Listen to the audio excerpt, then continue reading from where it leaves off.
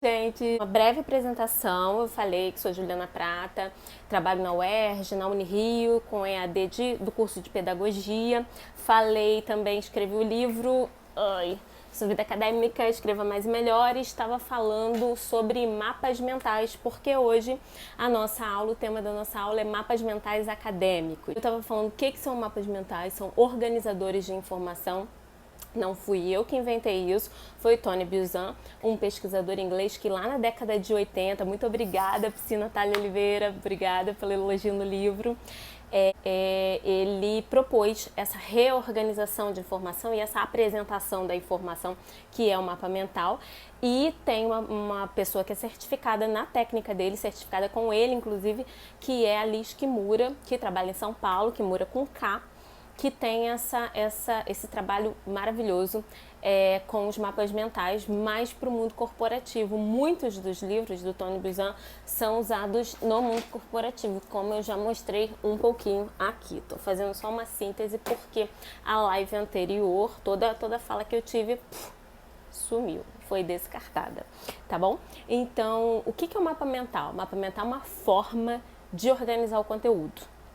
Eu uso o mapa mental de duas formas principais: para sintetizar aquilo que eu acabei de ler e para gerar a ideia, planejar o que eu vou escrever.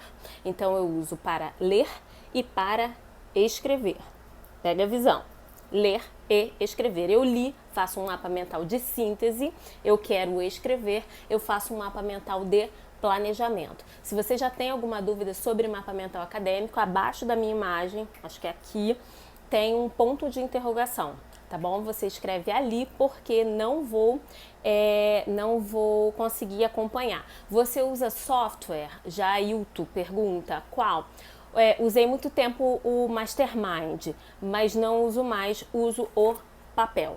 Para quê serve o mapa mental? Para gerar, para resumir, lendo e escrevendo e organizando esse conteúdo. Eu uso o mapa mental há bastante tempo, mais ou menos 10 anos. Comecei a usar o mapa mental quando uma professora, numa das pós-graduações que eu fiz, falou que muita gente aprendia e pensava de modos diferentes. Quando ela colocou um esquema no quadro, eu falei, mas eu penso assim. E durante muito tempo eu achei que eu estudasse melhor escrevendo ou lendo em voz alta. Não é minha técnica, pode ser a sua, mas não é a forma com que eu aprendo melhor. Por isso que se conhecer, saber qual é a forma que você produz melhor é super importante para a sua carreira acadêmica e para a sua vida de um modo geral.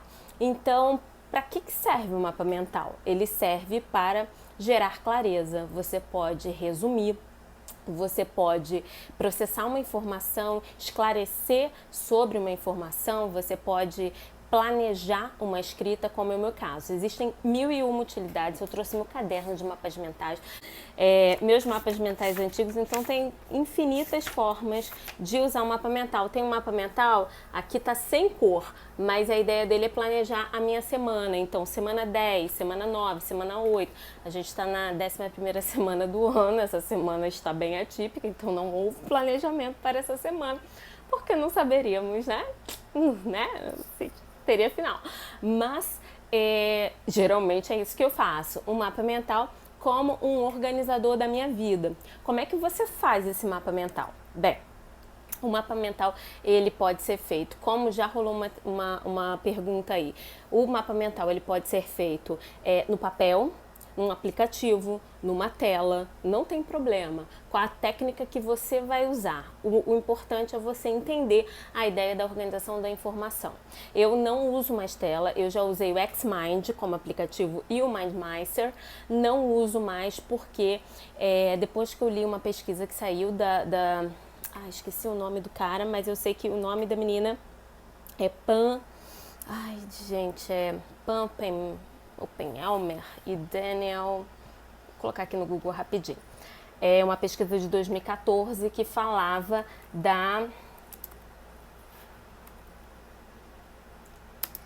Daniel. É uma pesquisa de 2014 que fala sobre como a memória muscular, quando você escreve à mão, como ela pode te beneficiar. Então, acreditei muito, vi as evidências que eles conseguiram construir a partir da pesquisa que eles fizeram sobre escrita à mão, e é isso que eu faço hoje em dia, mas já usei aplicativos sim, tá? Como é que faz o mapa mental, Ju? Fiz um mapa mental contrário aqui. Cadê? Já joguei fora, não sei. Fiz um mapa mental aqui com umas cores para você entender. Muita gente usa caixinhas para definir, mas o mapa mental ele tem características que são bem próprias, como o uso de cores para estabelecer cada seção de cada assunto, o uso de algumas imagens também para quem tem uma pegada mais de desenho, para quem gosta de colagem, uma boa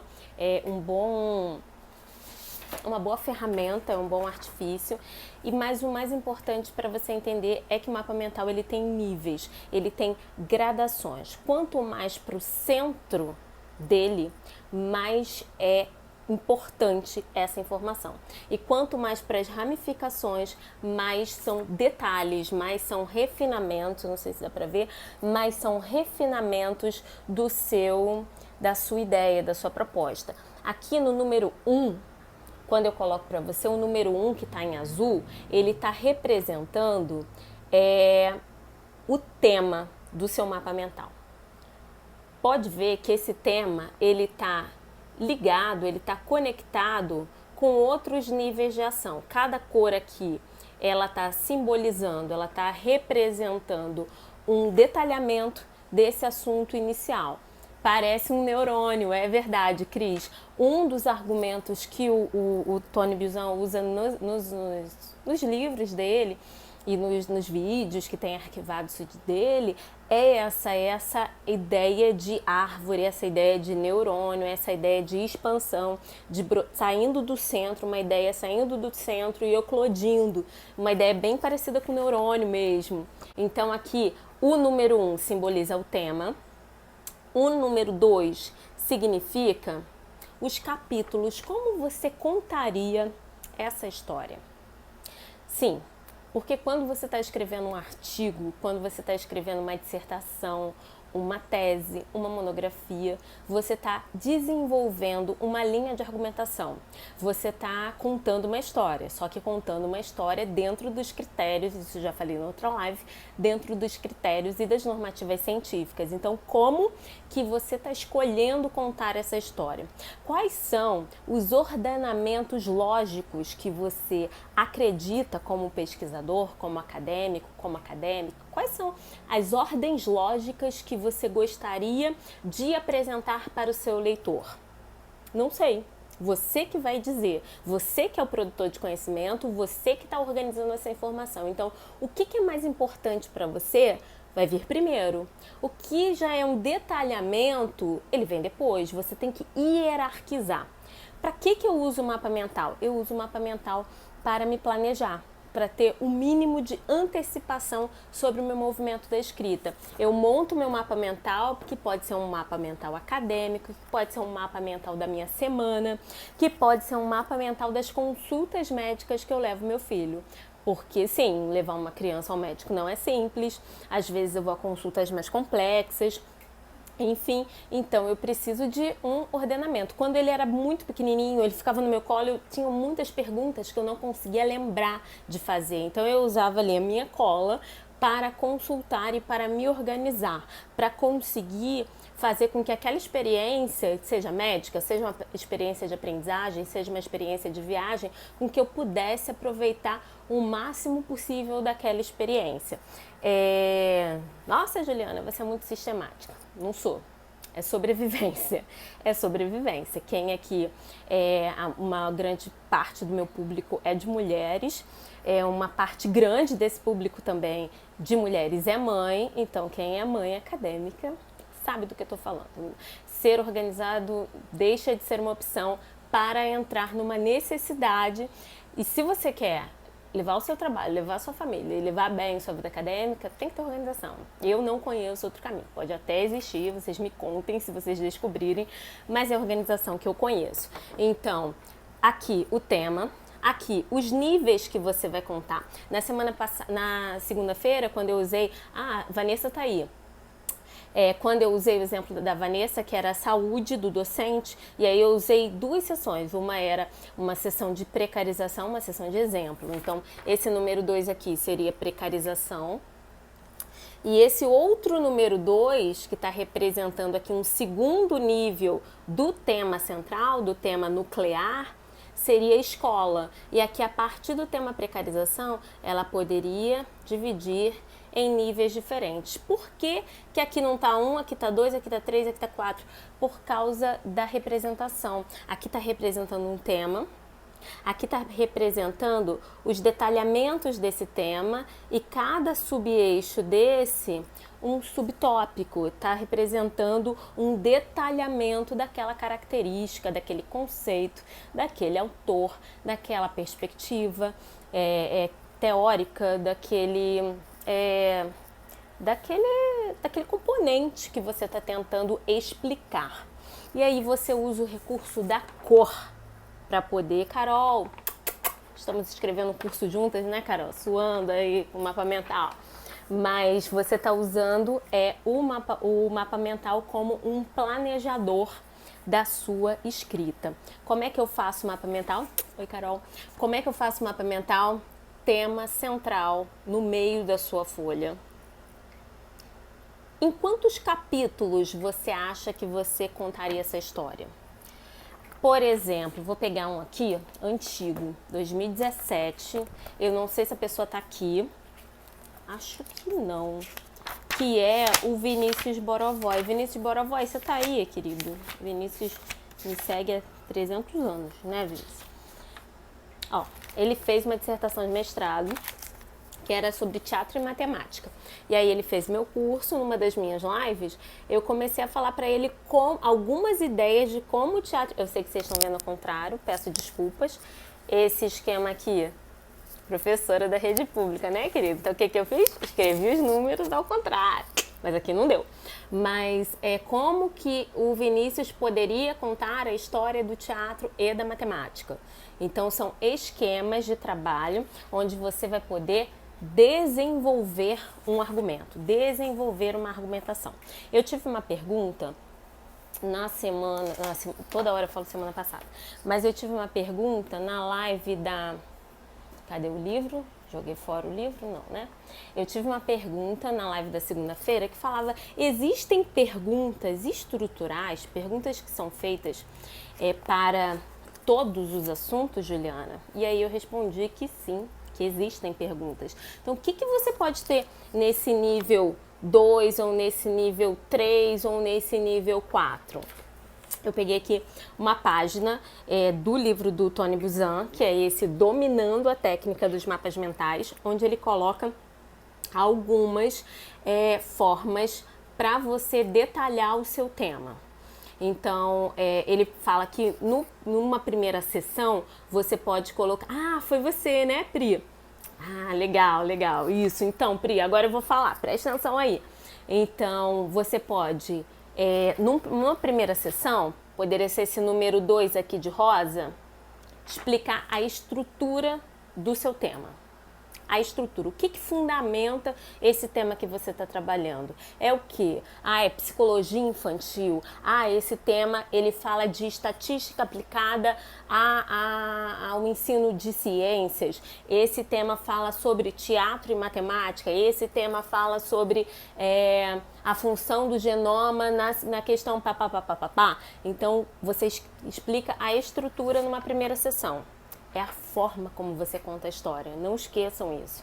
Parece uma bobeira, assim, eu não estou contando uma história, estou fazendo uma tese. É história, gente.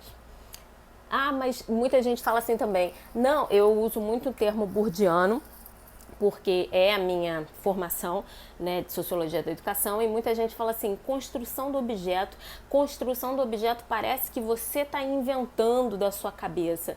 Não é, você constrói a partir do momento que você cria uma pergunta de pesquisa, que você constrói seus objetivos, que você escolhe esse autor e não aquele, você está construindo um cenário, você está construindo uma proposição acadêmica, uma descoberta, uma inovação, uma ratificação científica. Você quer confirmar alguma coisa, você quer descobrir alguma coisa, você quer se aprofundar em alguma coisa. Então, perguntas, estrutura. E aí você pode trabalhar nessa primeira sessão sobre a estrutura. Você pode trabalhar a função daquele tema que você está propondo. Você pode colocar as propriedades, as características do que você está propondo, os processos, como funcionam as coisas. O Vinícius querido, Vinícius trabalha no blog com a gente, nosso pós-doutor maravilhoso, super competente. O Vinícius até colocou a sugestão na semana passada, não é semana passada, gente, é segunda-feira. Foi mal. Ele até deu a sugestão que você poderia colocar sessões separadas por autores e não só por temas. Então, o que o autor tal fala sobre isso? O que o autor tal fala sobre aquilo? Por exemplo, eu trabalho um tema na minha tese que é interseccionalidade. E aí tem interseccionalidade pelo viés da Patrícia Hill Collins, interseccionalidade pelo viés da Bell Hooks, interseccionalidade pelo viés da Helena Irata, então, assim, da Danielle Kergoat. Então, são várias perspectivas do mesmo conceito. Como é que eu posso trabalhar isso? Com as pessoas. Uma sessão colocando cada autor. Eu posso trabalhar definições, classificação, história, uma sequência cronológica. Por exemplo, quando você faz uma análise a revisão bibliográfica. Quando você vai trazer essa revisão bibliográfica, você pode e deve contextualizar os autores, principalmente se eles não forem contemporâneos, se não dá a ideia que um autor sabe mais do que o outro porque um é de 1970 e o outro é de 2005, e isso não é verdadeiro. São contextos sociais, contextos históricos diferentes. Então, contextualizar os não contemporâneos é super importante. A Cris pergunta: Juliana, você tem artigo sobre isso? Sobre a questão do IOBS, da ideia de ordenamento básico? Tem os livros do Tony Buzan, tá bom, Cris? Não sei se é essa a sua pergunta. Então você pode, e o último, que são as personalidades, que o Buzan chama de personalidades, que são as características das pessoas, e aí você pode adaptar para o viés acadêmico. Estamos com o tempo estourado, então vamos embora. Dentro da academia, você pode fazer isso para ler os seus textos e fazer as sínteses. Juliana, dá para fazer um mapinha mental só de um texto de 30 páginas? Sim, é possível. Mas eu preciso fazer uma prova sobre esse texto. Então, você faça um mapa mental de cada sessão ou um mapa mental de cada capítulo. Tudo vai depender da sua necessidade. Tudo aqui, todas essas estruturas que eu estou mostrando para vocês são flexíveis. Tudo vai depender do que você vai querer apresentar. A Ana Paula pergunta se pode ser considerado como espinha de peixe. O autor fala sobre isso? Sim, pode ser considerado como espinha de peixe, mas o autor não fala sobre isso. Essa leitura eu que estou fazendo. Ele é totalmente fechado na ideia dele, que o que ele faz é só dele, não parece com mais nada, tá bom? Sobre a interseccionalidade, tem, Cris. Sobre a interseccionalidade você vai encontrar muita coisa produzida e espalhada em diferentes campos de conhecimento, tá bom? Então, o que é importante eu falar aqui? Que no mapa mental acadêmico, quando eu começo a estudar e me aprofundar mais sobre os mapas mentais e entendo que isso é plenamente aplicável à academia e que eu poderia me beneficiar muito disso, quando eu percebo isso, eu falei assim, cara, eu tenho que escrever isso em algum lugar. E aí eu coloquei no meu livro, fiz um e-book depois sobre isso também, ofereço isso nos meus cursos como ferramenta de aprendizagem, ferramenta de geração de ideias, mas um mapa mental ele pode ser dividido em diferentes níveis, dependendo de que fase da escrita você está. O Clóvis Ultramari, ele escreveu um livro em 2016 que é um livro muito bacana, chamado Como Não Fazer Uma Tese. E é um livro que tem até uns episódios bem humorados, que ele conta da vida dele como orientador e as coisas horríveis que os orientandos dele fazem com ele. Naturalmente ele faz também, mas enfim, né? A gente só conta do nosso lado. E aí o Clóvis Ultramar, ele traz as 3 diferentes fases de um período de escrita na pós-graduação especificamente, que é a fase decisória, a fase construtiva. Peraí, calma aí, apareceu um negócio aqui no meu WhatsApp. Que é a fase decisória, que é a fase construtiva e que é a fase redacional. A fase decisória é quando você ainda está tomando as primeiras decisões. O que eu vou fazer, aonde, por quê, como que eu vou fazer? Eu tenho tempo, eu estou trabalhando, eu tenho quantas horas disponíveis, o que é possível, tangível para que eu produza isso? Eu vou ter bolsa ou eu tenho que ficar trabalhando? Você começa a ter decisões. E para isso tem um nível de mapa mental que é um mapa mental mais simples, que é um mapa mental que vai trazer para você uma definição. Então, nessa fase que você está tendo que fazer decisões, você precisa de um mapa de definição. O que tem que ter no teu mapa de definição? O que, como, por quê, para quê, aonde também, dependendo do que você vai fazer. Por exemplo, eu conheço uma pessoa, não sei se ela está aqui na live, que ela propôs um projeto de mestrado que era para estudar uma escola do Uruguai e ela trabalhava no Rio de Janeiro e ela tinha crianças pequenas em casa. Então, isso não foi possível. Na hora que ela desenhou esse plano, era um plano muito bom, mas que não era executável para a vida que ela tinha. Então, essa fase da decisão é muito importante. A segunda fase é a fase construtiva. É a fase que você está construindo. O que tem nessa fase? Você tem que ordenar. O que vem primeiro, o que vem depois, quais autores você gostaria de colocar nessa decisão, você participa de um grupo de pesquisa, qual linha o seu grupo de pesquisa segue, o que seu orientador diz sobre isso, quais são os autores que o seu orientador trabalha. Ah, mas eu vou fazer uma coisa inédita. Não se engane. Não, mas eu quero mudar o mundo. Não se engane. Ao final de uma pós-graduação, você só quer terminar dentro, assim, fazendo uma coisa bem apresentável, mas aí a ideia de fazer uma inovação científica, às vezes fica para um segundo plano e a gente quer, principalmente quem trabalha, principalmente quem tem família, você quer fazer uma boa coisa, mas dentro das suas possibilidades reais, né?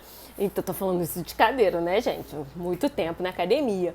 Então, essa fase, quando você começa a construir as estruturas, o que tem nessa construção das estruturas? Você vai ver qual metodologia você quer trabalhar, você começa a olhar qual o seu referencial, qual o seu problema de pesquisa mesmo, por que esse problema é relevante, quais são suas hipóteses de pesquisa. O que é uma hipótese? Tem que ter uma hipótese? Tem que ter. A hipótese é a ideia que você tem sem ter pesquisado ainda, porque a ideia, um mito, até se você olhar lá do Comte, de Durkheim, do mito da neutralidade científica, não é real, né, gente? Não é real. Então, trabalhar com essa ideia do que é possível dentro dessa fase de construção. E no fim, a gente tem a fase redacional, que é a fase que você vai escrever. Para cada fase, eu criei um mapa mental. Então, fase 1, decisões, eu criei um mapa mental de definição. A fase 2, que é a fase construtiva, eu criei um mapa mental de ordenamento. E a fase 3, que é a fase redacional, um mapa de visão da sua tese. O que é um mapa de visão? É quando tem a introdução. Quais são as informações que terão na introdução? Capítulo 1, quais são as informações? E aí você vai, a partir dessa ideia do Tony Buzan de IOBs, ideia de ordenamento básico, você vai destrinchando a partir de cores e de palavras de representação. Eu sei que você está vendo ao contrário, mas você pode perceber que eu não tenho frases completas aqui. Que eu tenho palavras soltas e cada palavra dessa, ela representa um campo, ela representa várias ideias que quem vai ter que desenvolver? Eu. Quando eu termino, aqui está o do curso que eu estou fazendo com a Carol, quando eu faço um mapa desse, um mapa mental, e aí quando eu começo a escrever, esse é o plano que eu estou seguindo, essa é a bússola que eu estou seguindo. Então eu coloco atrás do meu computador e vou escrevendo a partir das ideias e escrevo não linearmente. Não preciso escrever primeiro a introdução, depois, não, pelo contrário, tá bom? Você pode escrever salteadamente e é assim o procedimento da escrita científica. A forma de apresentação, que é aquele bonitinho, título, introdução, resumo, palavra-chave.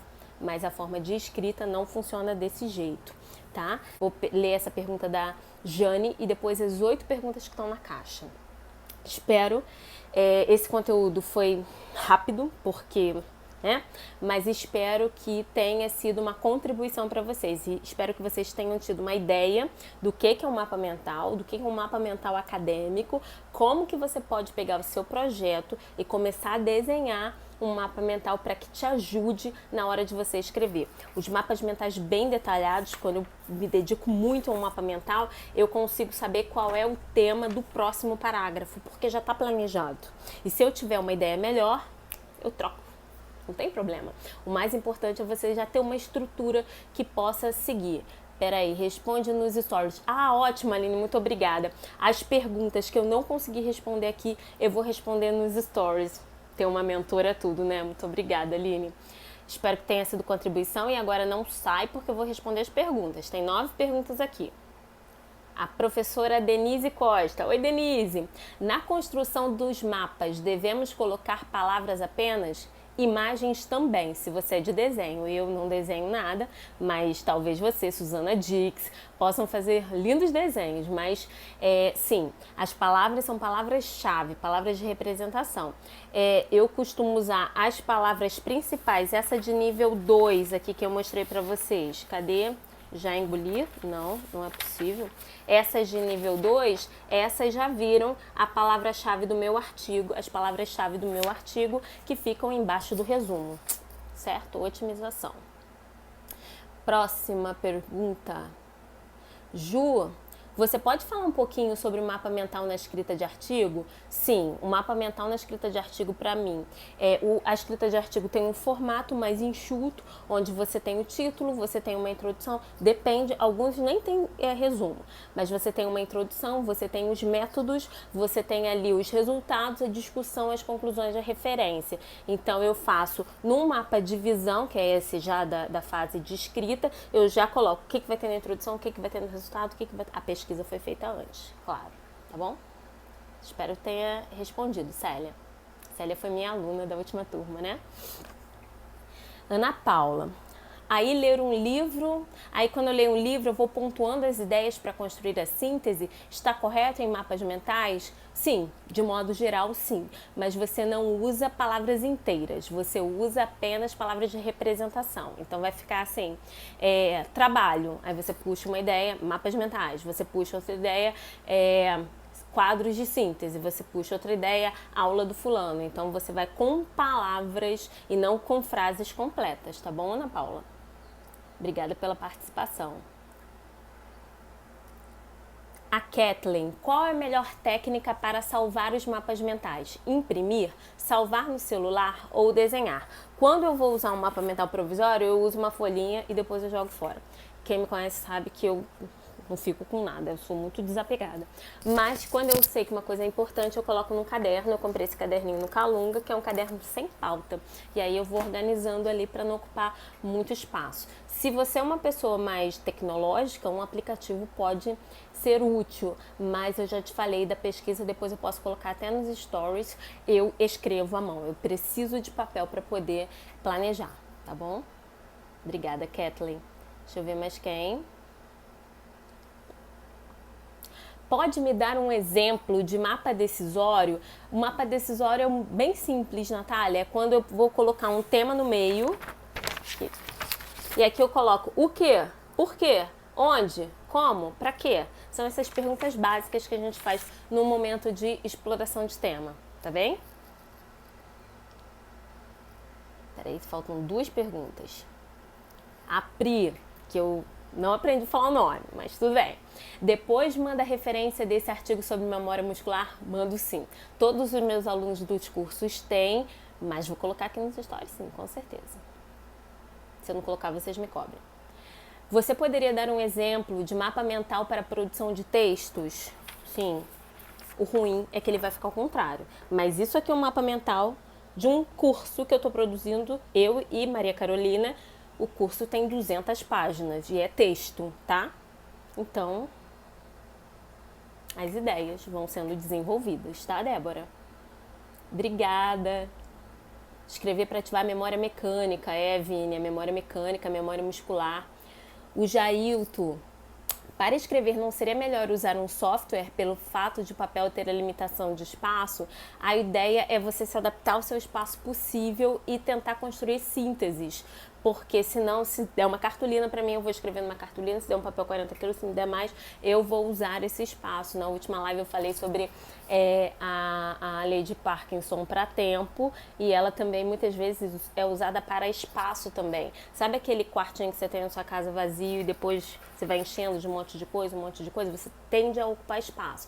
Então o uso do software não é por disponibilizar mais espaço, é pela sua linguagem ser uma linguagem mais digital. No caso, eu tenho uma linguagem mista, analógica e digital, por isso que eu uso papel antes. Mas se você, Jailton, tem essa linguagem mais tecnológica, se você tem essa pegada, com certeza faça no software. Tem softwares livres e tal, eu posso colocar a indicação depois, tá? Obrigada pela participação.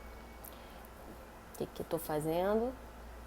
Amanda, querida, espero que você já tenha recebido meu livro, mandei uma dedicatória carinhosa para você. Você sente que o mapa está incompleto após mapear um livro ou aula? Sim, muitas vezes. Quando é uma coisa muito detalhada, que eu preciso fazer uma prova, preciso fazer uma arguição, preciso dar uma aula sobre isso, eu volto lá e tento completar. Quando é uma coisa que eu quero aprender, só a ideia básica, eu deixo como está. Falei na outra live também, é meu lema de vida. Feito é melhor do que o perfeito que não foi feito. Obrigada, Jailton. Peraí. O Jailton de novo. Por favor, diz que vai salvar a live e postar no YouTube. Tem que sair agora. Vou tentar. Coloquei aqui para programar. Vamos ver se dá certo, tá bem? Espero que dê certo. A outra live, a Laís pediu, mandou várias dicas para eu salvar e eu consegui salvar. Consegui. E depois vou postar no YouTube. Tá bom? É que essa semana... muitas coisas, né? Sim, então as últimas palavras são parabéns pela live, você é demais. Boa, Jonê. Isso é uma referência pra mim, Jonê.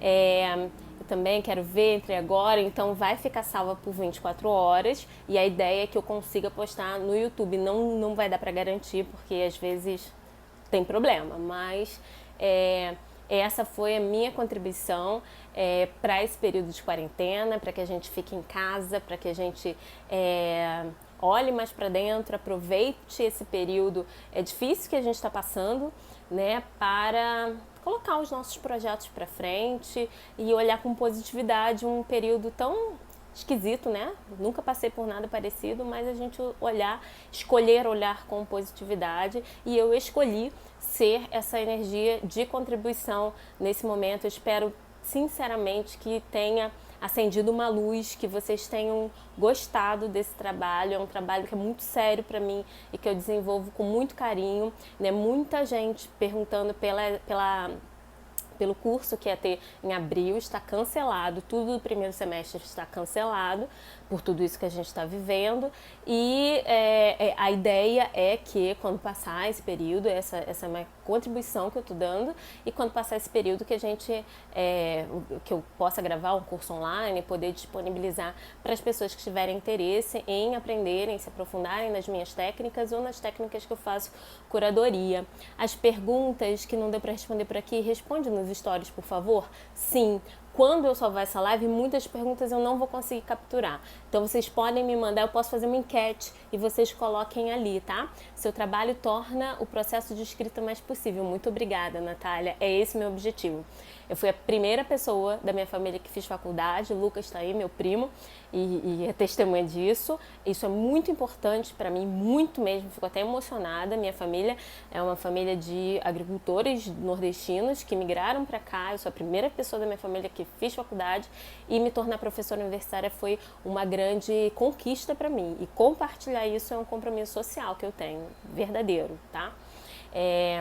Muito obrigada, 100% online. Ah, a Michelle tá falando, um curso 100% online. 100% online, tá bom.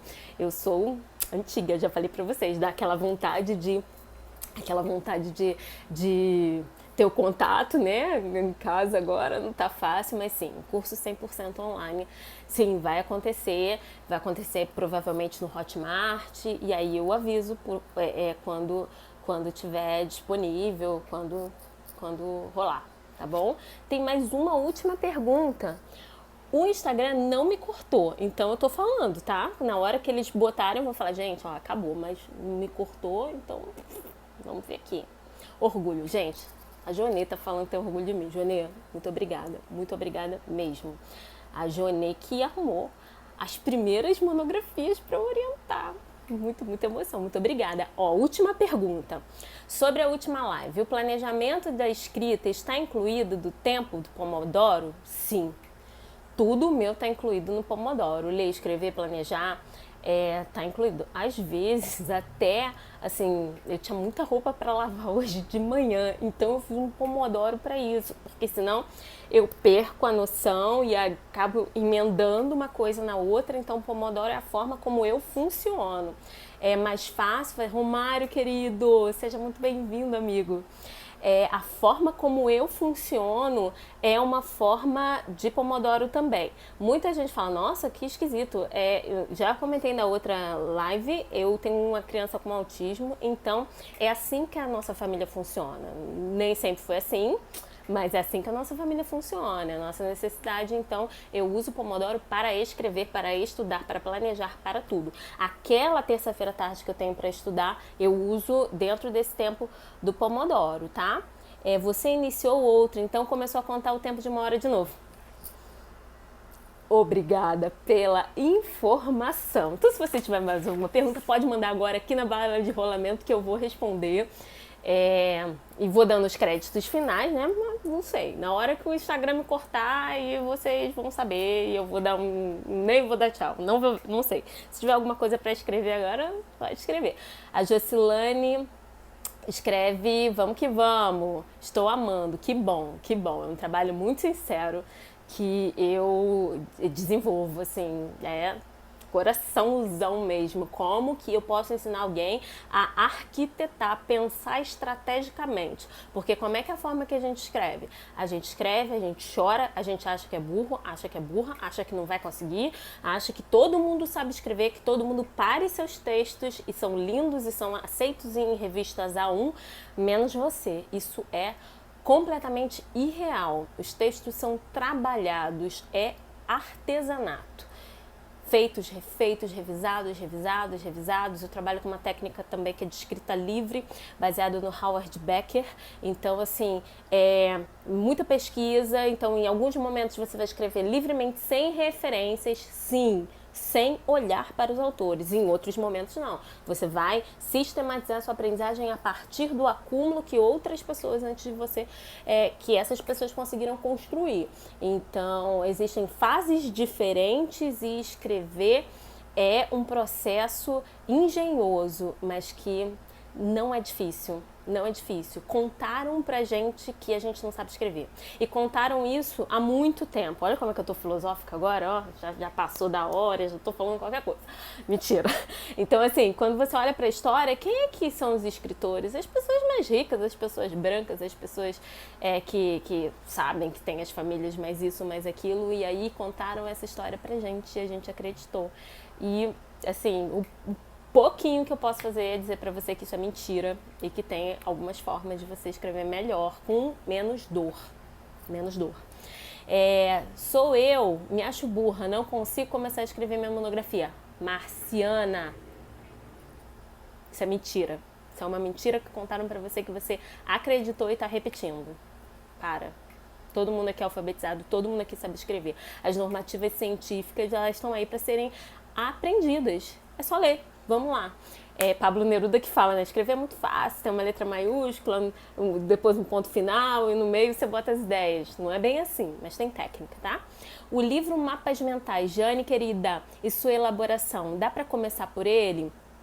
Sim, é o primeiro. É o primeiro da obra do Buzan. Eu recomendo, eu dei esse livro, que eu já contei pra vocês que eu sou desapegada, né? Minimalista. Eu dei esse livro, por isso que eu não tenho pra mostrar. O mais sofisticado é o Dominando a Técnica das dos mapas mentais. Esse é o mais sofisticado da obra do Buzan, tá? Suzana botou, haha, adoro. A Vanessa, bate-papo no divã, colocou: a próxima é quando? Sexta-feira. Eu fiz um compromisso com vocês de 3 lives essa semana. Na segunda foi sobre escreva seu texto com a técnica imersão retiro da escrita.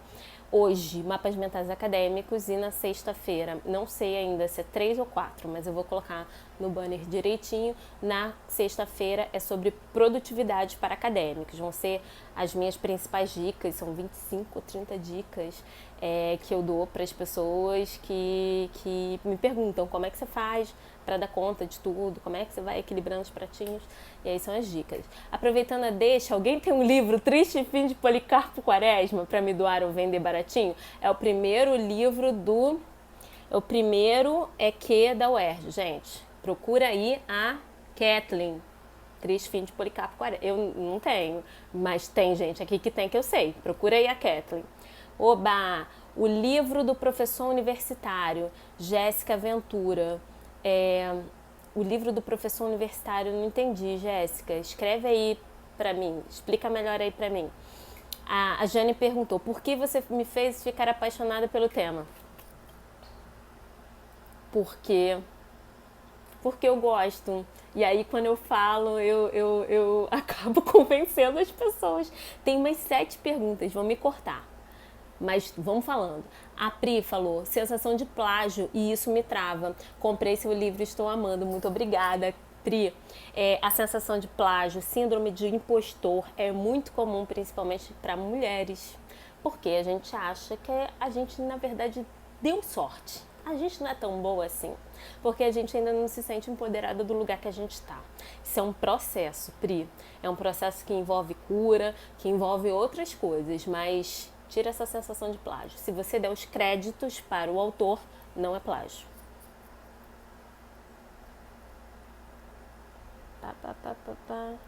Mandei uma pergunta. Ah, meu Deus, minha chefe mandou uma pergunta. Pera aí que eu vou procurar a pergunta da minha chefe. Não tô achando não, Márcia. Escreve aí de novo que eu perdi a tua pergunta. Ana Lúcia, minha querida. Ju, você falou muito rápido sobre a técnica de escrita livre, sem referencial teórico.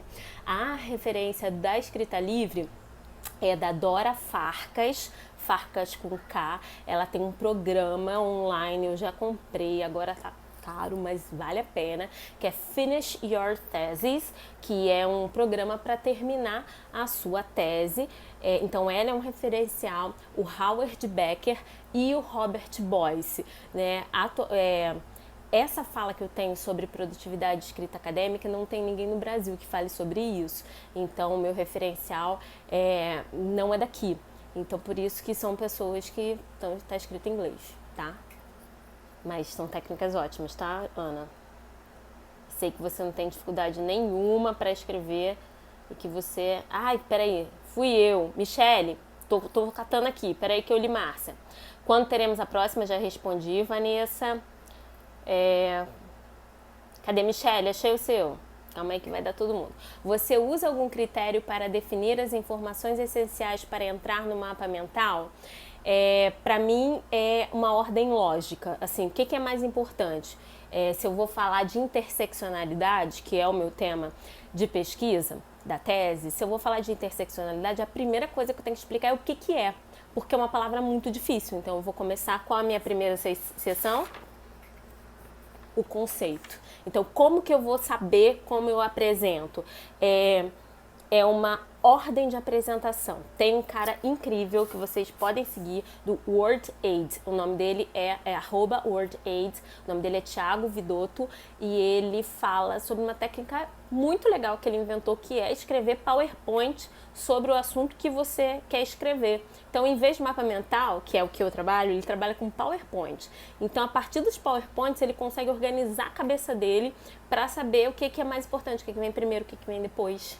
Tá bom? Vale a pena seguir. WordAid, Thiago Vidotto. Nome do livro, a Jéssica perguntou. Quais erros mais comuns ao fazer um mapa mental? Hanna, muito obrigada pela participação. Os erros mais comuns do mapa mental é você querer escrever muito. um erro comum. Muita gente fala, nossa, mas você escreveu assim, e tem gente que coloca num quadradinho. Tem diferença? Não. Tem mapa mental errado? Não. Tem um mapa mental que não está funcionando para você. Lembra que eu falei que tudo aqui é flexível. Então, é o que está funcionando para sua atuação, tá? O erro mais comum geralmente é escrever muito. São palavras de representação e não frases completas. Interseccionalidade é uma abordagem para nada. Não, só a palavra-chave. Pensa nas palavras-chave quando a gente coloca ali abaixo do resumo. Às vezes procurar essas palavras-chave são super difíceis, né?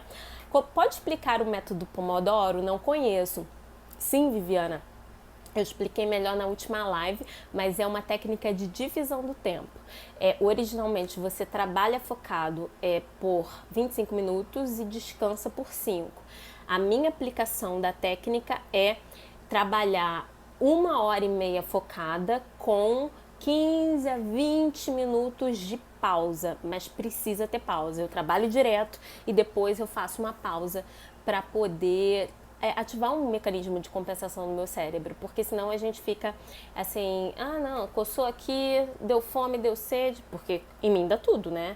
Fora que eu tenho uma criança pequena que tudo fala, além de mãe, tem uma tarefa extra aqui de garçonete. Então, tudo isso que vocês já sabem como é que é. Ele já até se manifestou aqui. Então, é uma forma de divisão do tempo. O inventor dessa técnica, o criador, é Francesco Cirillo e é super difundida do mercado corporativo. Muita coisa a academia não absorve, mas o blog Sua Vida Acadêmica foi criado justamente para unir técnicas que podem ajudar nós, acadêmicos e acadêmicas, tá? Vamos ver. Que técnica show, não conhecia. Como você, a Michelle, diferencia mapa mental de mapa conceitual? É só uma questão de propriedade intelectual. O mapa conceitual, ele faz a mesma coisa que o mapa mental, mas o Mind Map, que é o nome da técnica original, é a técnica patenteada pelo Buzan e eu sou uma estudiosa do Buzan. Não falei hoje, mas eu fiz um curso de leitura dinâmica aos 11 anos de idade. Não me perguntem por quê, perguntem para minha mãe. E nessa técnica eu já estudava Doni Buzan. Era ele que criou essa questão do mapa mental. Então eu estudo ele há muito tempo, eu uso a terminologia mapa mental e não mapa conceitual, embora os dois expressem a mesma coisa. Tá, Michelle? Espero ter respondido. Hoje não teve Mario Bros. Hoje meu marido está de quarentena, então está na sala, eu estou no quarto e a criança está lá. Gustavo segurou a criança. Tá rolando Mario Bros? Tá rolando imagem e ação agora, mas um emprego do meu marido não pode saber. Não. Qual curso de leitura dinâmica você recomenda? O curso que eu fiz não existe mais, foi em São João de Meriti, no centro de São João, não existe mais. Eu fiz um curso recentemente de fotoleitura com o professor Uaras Duarte. Tem referenciais muito diferentes, tá? Então, fotoleitura é uma referência diferente de leitura dinâmica, mas eu achei bem interessante.